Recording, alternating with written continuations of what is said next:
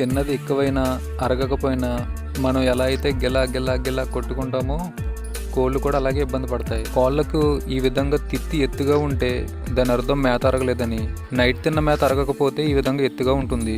కోళ్ళకి అరగకపోవడానికి రకరకాల కారణాలు ఉంటాయి. వాటికి జ్వరాలు వచ్చినా, కోళ్ళు దెబ్బలాడుకున్నప్పుడు ఒత్తిడికి గురవడం వల్ల, లోపల వాటికి ఏమైనా డిసీజులు ఉన్నా, లివర్ కంప్లైంట్స్ ఉన్నా ఈ విధంగా మేత అరగదు. ఈ మేత అరగకుండా అలా ఎక్కువ రోజులు ఉంటే లోపల మేత మురిగిపోయి గ్యాస్ ఫామ్ అయ్యి నోటి నుంచి బ్యాడ్ స్మెల్ వస్తుంది. లైట్గా నొరుగు కూడా వస్తుంది. దీనివల్ల కోడి చనిపోతుంది.